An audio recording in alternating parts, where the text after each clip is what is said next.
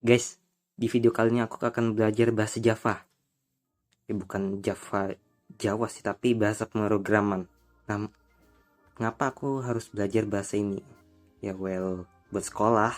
Nah, lalu bagaimana atau how caranya? Yang pasti kita harus punya dulu aplikasi IDE dan juga Java. Nah, setelah terinstall, kita bisa buka aplikasi IDE-nya. Agak lama sih sebenarnya ini. Eventually. Nah, pada saat aplikasi IDE-nya terbuka, kita bisa buat project Java baru di new. Ya mestinya sih semua ide begini.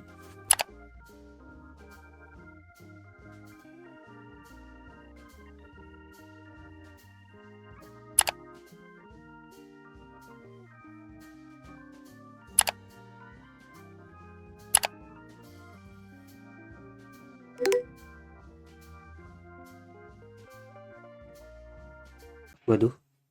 Nah, selagi baterai minta asupan listrik, aku mau beritahu dulu ini sebenarnya mau belajar bagian apanya di Java. Pada saat kita sudah buat file Java class, kita bisa mulai membuat program sendiri di bawah metode main.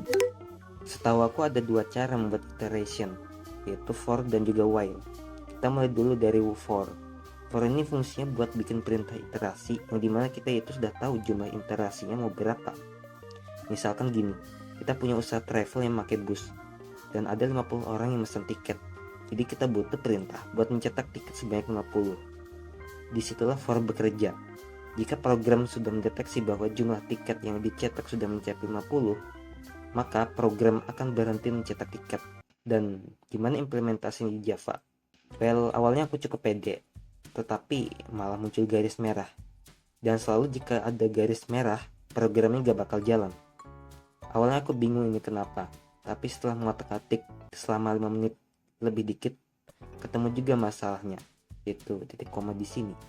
Setelah aku hilangin titik komanya, akhirnya garis merahnya hilang dan programnya berjalan sesuai harapan. Setelah itu aku mikir, lebih menarik kalau ada unsur interaktifnya. Jadi aku tambahin scanner supaya bisa baca input pengguna.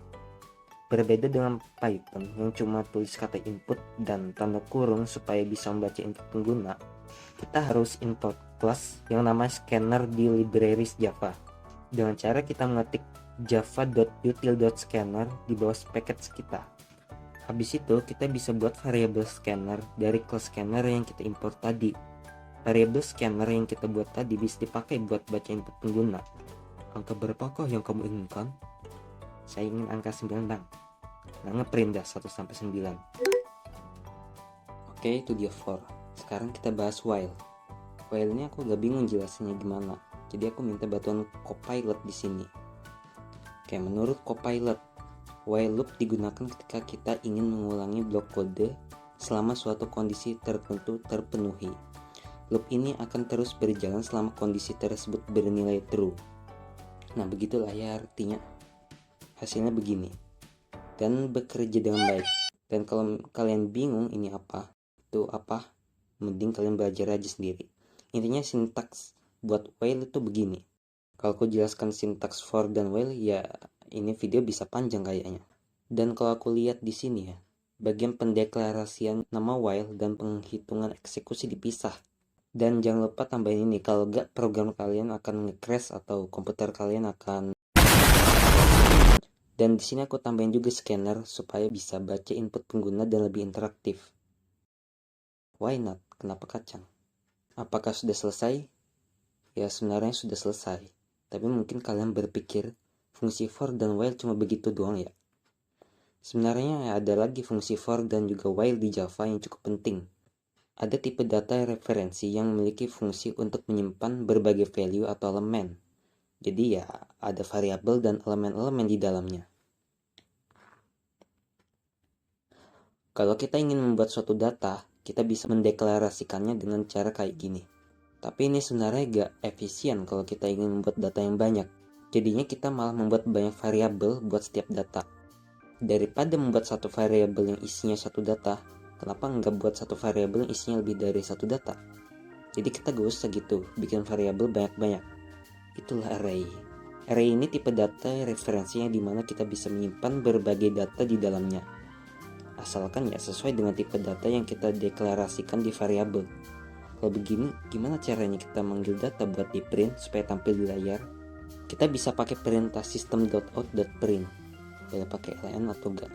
Di dalam kurungnya dikasih nama variabel, lalu kurung siku dan indeks elemen. Dan seperti bahasa pemrograman pada umumnya, indeksnya mulai dari 0. Ini menjadi cara yang paling mudah buat dipahami, tapi bisa yang paling ribet buat dilakuin. Ya masih oke lah kalau misalkan ada 2-3 elemen. Tapi gimana kalau ada 5, 10, 20, 50, 100? Masa harus ketik perintah print sampai 100 baris? Bisa juga sih pakai copy paste, tapi kita harus ubah bagian indeks secara manual. Nah, daripada mengetik perintah print berulang kali, kenapa enggak mengulang-ulang atau membuat loop pada perintah print? Itulah fungsi for.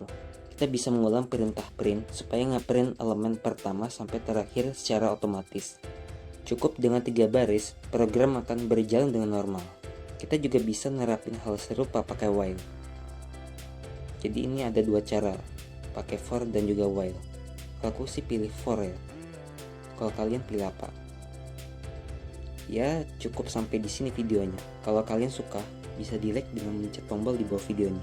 Kita berjumpa lagi di video selanjutnya.